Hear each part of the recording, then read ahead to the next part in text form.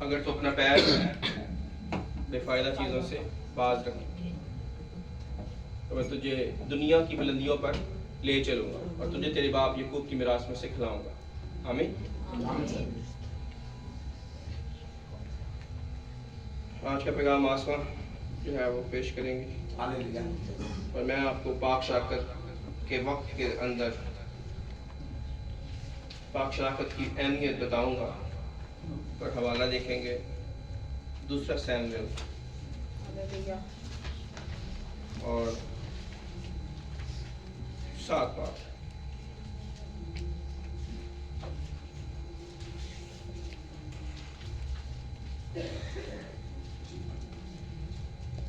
ये दाऊद बादशाह के हवाले से जो है ना हम यहाँ पे सीखते हैं।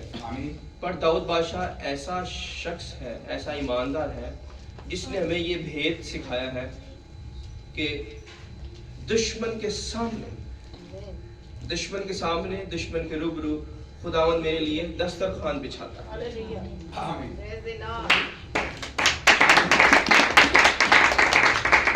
दुश्मन के सामने तैज़बूर में लिखा है ना, दुश्मन के सामने मेरे लिए दस्तरखान बिछाता है। तो ये दस्तरखान है, यानी जूस भी है, शीरा भी है और रोटी भी है और दुश्मन देखता रहे। मैंने कहा ना, हो सकता है पीछे खड़ा हो, इर्द गिर्द खड़े हों फरिश्ते, वो रिपोर्ट भी लेने आते हैं और सुनते भी हैं, भेद भी सुनते। कई ऐसे भेद हैं जो हमें भी नहीं मालूम होते, वो कलाम में खुलते हैं। जब मैं यहाँ पे आऊंगा, प्रीच करूंगा, बाइबल सुनाऊंगा, तभी मेरे ऊपर भी तभी खुलना है और फरिश्ते भी इंतजार में होते हैं कि क्या खुदा का रूह बोलने लगा। आमीन सर, आमीन सर। क्योंकि कोई नहीं जानता था कि यहोवा खुदा ने अपने बेटे यस्सु को अपने दाहिने हाथ बिठाना है। फरिश्तों को भी मालूम नहीं था।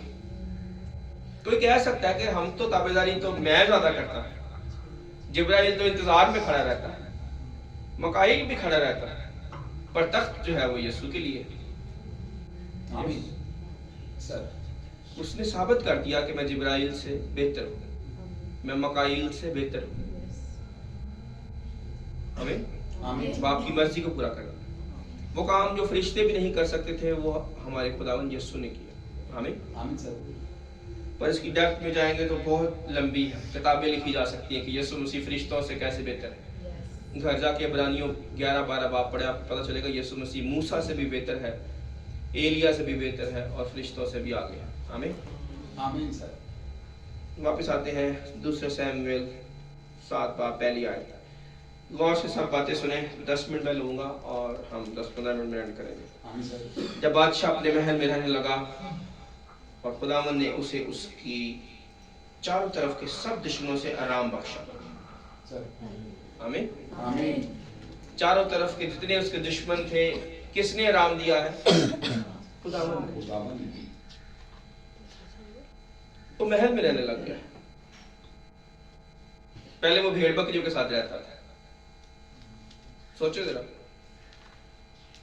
एक शख्स भेड़ों के साथ सोता हो, उसके कपड़ों से भेड़ों की स्मेल आती, तो खुदा उसको उठा के महल में ले जाए। मुमकिन है कि वो भूल जाएगा कि मैं कहां से आया हूं, भूल सकता है।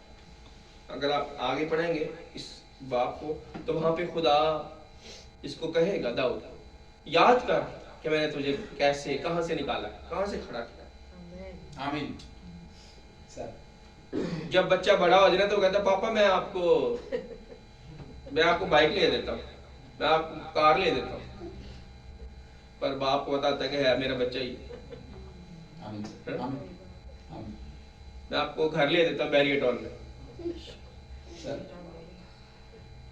तो खुदा कह रहा है देखो, दुनिया का बाप एक लिमिटेड हद तक काम कर सकता है, सब चीजें नहीं कर सकता। आमीन सर। पर यहोवा खुदा आसमानी बाप सब कुछ कर सकता है। कौन उसे कुछ देगा? चलो जिस्मानी बाप को तो हम दे सकते हैं, वो कमजोर हो जाएगा, बूढ़ा हो जाएगा, बीमार भी पड़ सकता है, उसको जरूरत भी पड़ जाएगी, ठीक है, वो फील करेगा कि मुझे कोई पूछे आके, मुझे कोई नाश्ता दे, मुझे कोई खाना दे, मुझे कोई डॉक्टर के पास ले जाए, मेरी कोई केयर करे, क्योंकि वो जिस्मानी बाप है, आमीन। दुनियावी बाप है, जिस्मानी कमजोर है। पर ये बाप जो है बहुत ज़ोरावर है, हालेलुया। सर सब कुछ कर सकता है। इसलिए वो कह रहा है दाऊद एक सेकंड रुक जा, तू मुझे नहीं जानता पूरे तौर पे। अगर पूरे तौर पे जानता तो पहले खुदा से पूछता, खुदा मैंने तेरा घर बनाना है, सर इजाजत है? पर उसने ऐसा नहीं किया। उसने खुद से ही नबी से मशवरा कर लिया। नबी ने भी देखो, नबी भी खुदा के पास नहीं गया। नबी ने भी कहा खुदा तेरे साथ है, जा, जैसा तू करेगा वैसा ही हो। आमीन। हालांकि उसको ऐसा नहीं कहना चाहिए था, नो आमीन मैं कहूंगा यहां पे। ओके। नबी को पूछना चाहिए था कि खुदा दाऊद बादशाह ये कह रहा है, तेरी रजा है? ये यीशु में और दाऊद बादशाह में और सब बाकी नबियों में फर्क है कि खुदा यीशु मसीह ने हमेशा अपने बाप की मर्जी को आगे रखा, अपनी ख्वाहिश को। अगर वो घर बनाना चाहता था दुआ का तो पहले खुदा से पूछता, पर यहाँ पे आया है उसने नहीं पूछा। और जो उसके साथ नबी अपॉइंट था नातन नबी ने भी नहीं पूछा। पर खुदा ने दोनों की गलती यहाँ पे हाईलाइट नहीं की, हालांकि गलती है। गलती ना होती तो खुदा बनाने देता ना उसको। You tell me. हमें पता है कि दाऊद ने हैकल नहीं बनाई, कि बनाई है, उसके बेटे सुलेमान ने बनाई है। उसको पहले खुदा से पूछना चाहिए था, खुदा मैं ये काम करना चाहता हूं, कर लूं, तेरी क्या रजा है? और नबी ने क्या कहा सुने जरा आगे तीसरी आयत में, पहले दूसरी आयत पढ़ते हैं। तो बादशाह ने नातन नबी से कहा, ये देखिए आप, बादशाह जो दाऊद है, दाऊद बादशाह किसको कह रहे हैं? नातन नबी को, ठीक है सर।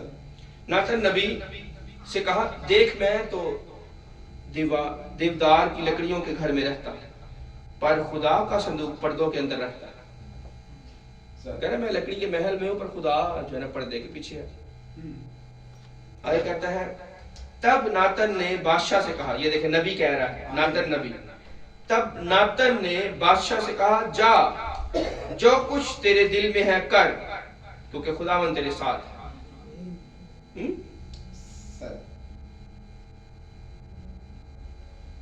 खुदावन साथ होने का मतलब ये नहीं है कि उस हर चीज में उसकी मर्जी है जो आप चाहते हैं सर।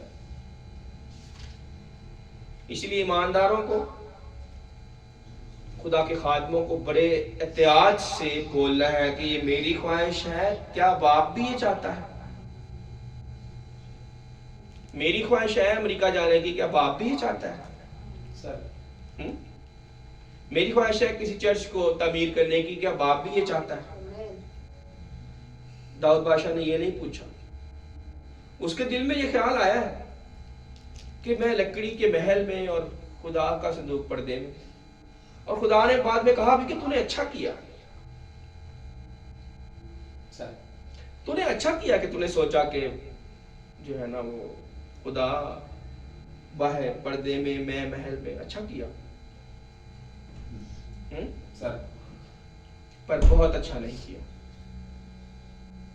अच्छा तो किया लेकिन बहुत अच्छा नहीं किया, बहुत अच्छा नहीं किया, कामलियत तक नहीं पहुंचा जैसे यीशु मसीह।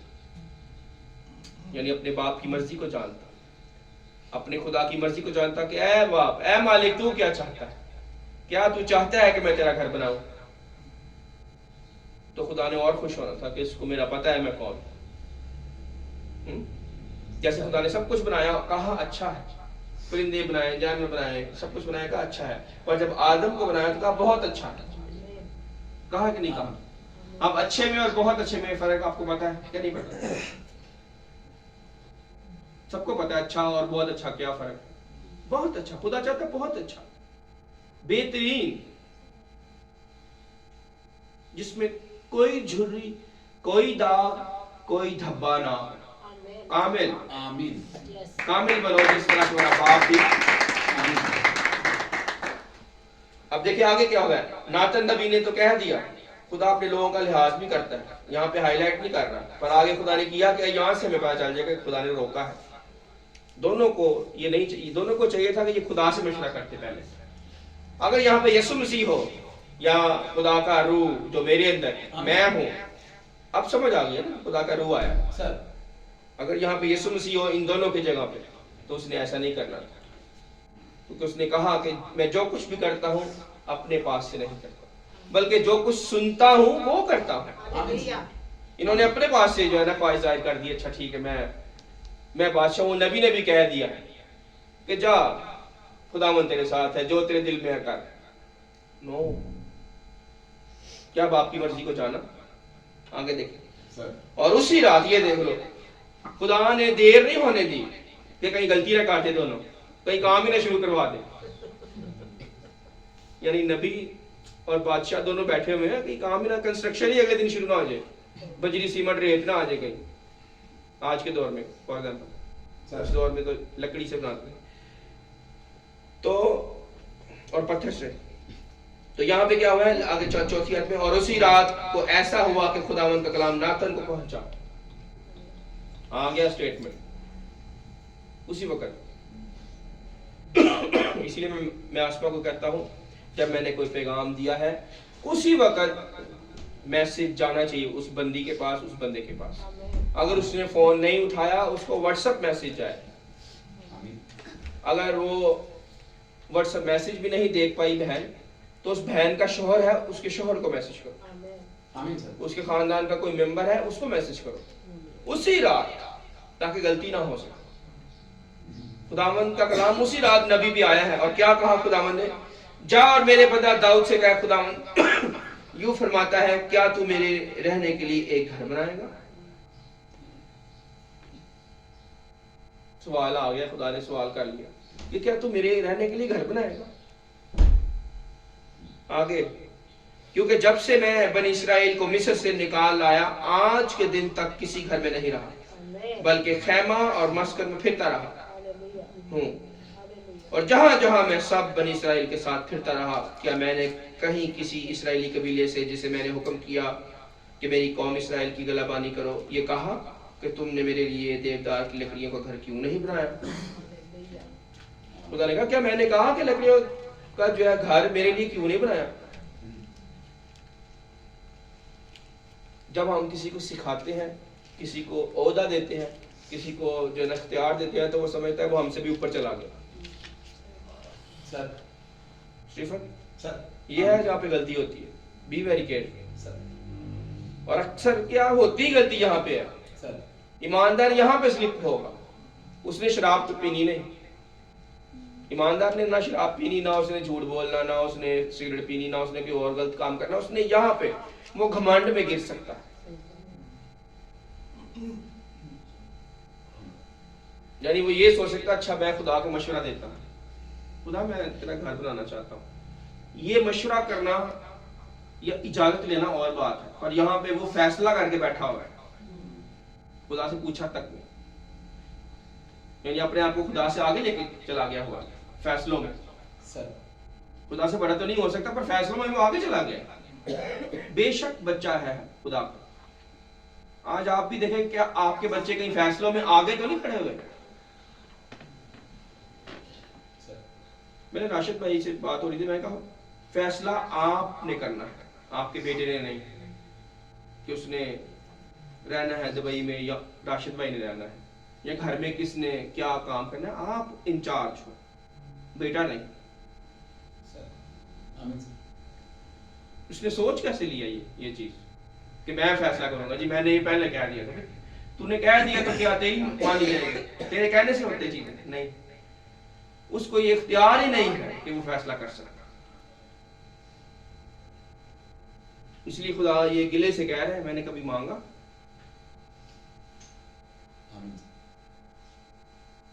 उनको मशवरा करना चाहिए था खुदा के साथ। हम भी, लेसन ये है, आखिरी बात, लेसन ये है कि हमें कोई भी काम, हम समझते हैं हम नेकी का काम करने जा रहे हैं तो हमें इजाजत नहीं चाहिए।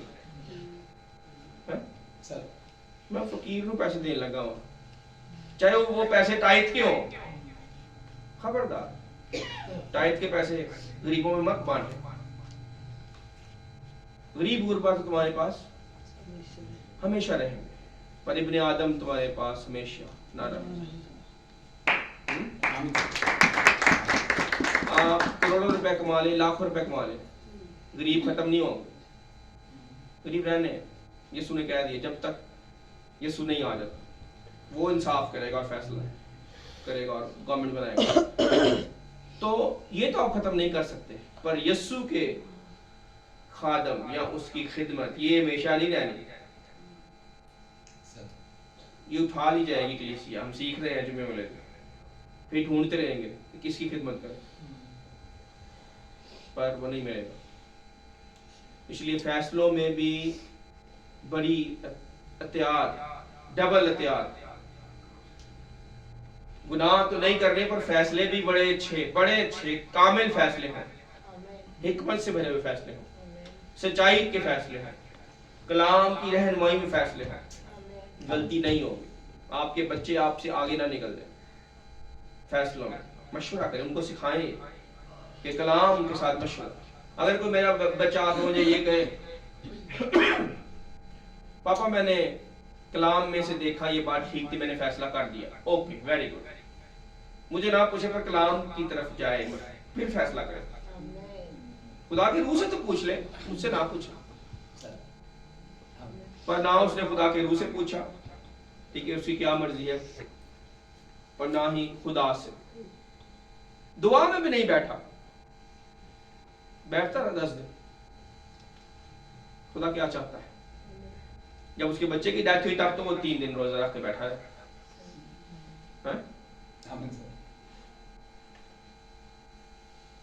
बच्चे से बड़ा काम है खुदा का घर बनाना। यही बस हमने सीखना है कि जो हमारे बाप दादा ने गलतियां की हम ना करें। आमीन। Praise the Lord. खुदा की मर्जी को जाने, हमेशा खुदा की मर्जी को आगे रखें, वो क्या चाहता है वही आपके लिए बेहतर है। आमीन। खुदा आप सबको बरकत दे। आए आधे मिनट के लिए मोश इख्तियार करेंगे।